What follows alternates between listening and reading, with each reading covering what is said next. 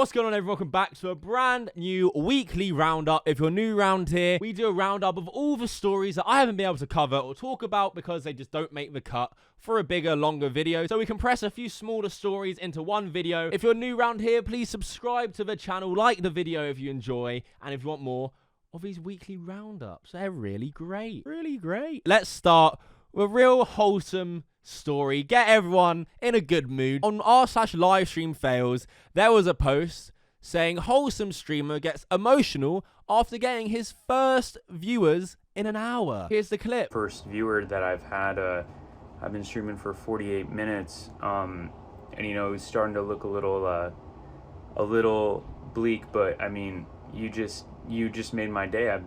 I'm so glad to have you here. I cry, man, like, and I have another one too. Welcome to the stream, guys. I'm sorry. I'm so glad that, you know, I waited as long as I did for this.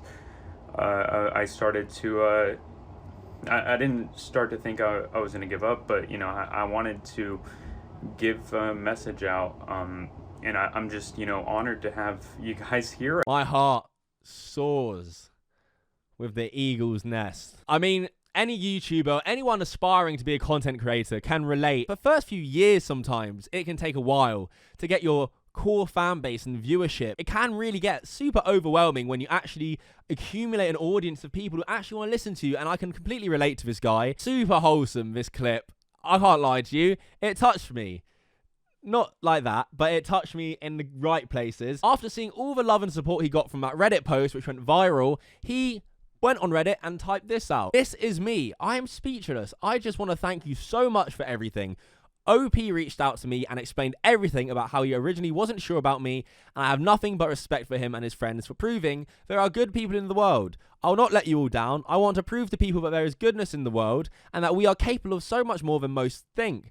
I think there's so much pain and suffering in the world right now. Helping even a single person is making a difference in the world. Thank you all so much for your support. You're inspiring me even more to make a difference in the world. If anyone needs to talk, I'll always be here to listen and help you through your troubles. Love you all. You guys are changing my life, and I promise that I will pay it forward." And he seems like a sweet guy who's using his platform for good, so why not? I will link his channel down below in the description. After this video is over, make sure, go have a look, click on it, maybe follow him. Don't leave yet though, watch time. I'm only so nice. And while we're on the topic of streaming, Twitch has released the top streamers of 2020. Now, have a guess before I show you. Who do you think is the most watched streamer on Twitch? Comment now. Don't cheat. I'm watching you. Right. The big reveal. Tim the Tapman in 10th. Rubius comes in 9th. Ibai comes in 8th. Oren Plays in 7th. Lol Tyler 1 comes in 6th. Nick Mercs comes in 5th. I love Nick Mercs and his stream. I think he's the best streamer on Twitch. So to see him in this list, I'm very happy for him. I'm sure he'll be higher next year. Nobrew, 87.5 million hours watched. Summit 1G, 109.4 million hours watched in 3rd. Shout out to my boy Summit as well. Love Summit streams. Extremely glad to see him still go so strong on Twitch. Such an OG, man. Goals in 2nd and obviously in 1st. XQC with over 148.9 million hours watched. Easily in the 1st place position. They're all male streamers. Female streamers of 2020. It seems Pokimane is no longer the leading female streamer. Valkyrae with over 23.6 million hours watched beats Pokimane by 0.3 million. Valkyrae is where all the simps have migrated to after the big Pokimane scandals. And moving swiftly on, the Dolan twins have announced that they're quitting YouTube, but not really. This is not clickbait. If you clicked on this video to hear us announce that we have moved on from YouTube, then There it is. This is us saying that we're moving on from YouTube. We're still going to be doing this podcast every single week. You're not really moving on from YouTube, as your title suggests, because you're staying on YouTube once a week to do your podcast. So a big load of something over nothing. Let's move on from that, because I don't really give a fuck. Belle Delphine. Now, I made a video about Belle Delphine and a massive controversy she got in when she posted a bunch of pictures about being kidnapped in the woods, and it was all a fetish and overblown to the max. Well, she's stirring the pot even more, Belle Delphine. She doesn't give a fuck. She posted a tweet saying Twigger worn wing, and this is the video she posted alongside it.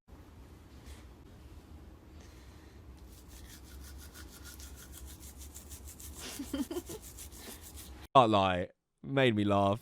It just waxed out the toothbrush. I love how Belle Delphine isn't giving in to the haters on Twitter who are really trying to push that she's this awful person trying to represent a child and stuff. Absolute bollocks. Watch my previous video if you want to get the whole lowdown on that situation. This is hilarious. Moving swiftly on, James Charles got in a bit of beef the other day over makeup prices. I know nothing about this. Someone named Queen Von tweeted out, if you charge over $150 to do a face of makeup, you can go to hell, respectfully. James Charles, out of nowhere, puts his beak in saying, what a stupid tweet. One foundation can cost $50. Artists have to buy every shade for their kit, and that's just the first step. It's expensive to work as an MUA. Either pay an artist rate for their time and skill, do it yourself, or get it done at a counter and risk looking busted. Clearly triggered James. Most things do, to be honest. In which Queen Von claps back. What a dumbass to be in my business, replying to something that has absolutely nothing to do with you. I'm having a debate about hood prices. Baby, stay over there in Hollywood, where they have you looking ghost. I found that response hilarious, because it instantly reminded me of this picture of James Charles, where he'd be looking like the guy from Monsters, Inc. Now, next, Call Me Carson update. Let's just have a look in this. Oh, nothing. Yeah, he hasn't responded to anything. He seems to have just hidden away from the internet. So the internet lies in wait to see what Call Me Carson will say about this whole situation. And finally, the main topic of the day, Jake Paul versus Conor McGregor. Things are heating up a bit. Conor McGregor has seemingly recognized Jake Paul and actually acknowledged him now. We will get into that, but first, Jake Paul called out Conor McGregor even more, going after his sparring partner this time. He posted this video first. Ladies and gentlemen, welcome back to another episode of Got It! So, Conor McGregor has a fight coming up against Dustin Prober, the guy who he already beat in one round. Conor's taking easy fights, but he's been sparring in Ireland, and someone tweeted him asking about his recent sparring sessions, and this is what Conor tweeted. After that, Jake posted a series of Instagram stories. Someone asked Conor McGregor, how's the sparring, champ?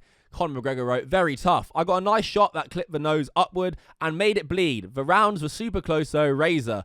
Dylan is one of the better boxers I've ever shared the ring with, a phenomenally exciting Irish talent. Jake Paul says he's boxing against a kid named Dylan Moran and basically saying the rounds are super close. He then goes on to say he mentions he was bleeding and says Dylan is a phenomenally exciting Irish talent. Then circles a comment Conor left after Dylan Moran's Instagram picture that said, thanks for the work, Dylan, a truly phenomenal boxer. Let's go. Jake Paul then proceeded to challenge the fact that this guy was a phenomenal boxer.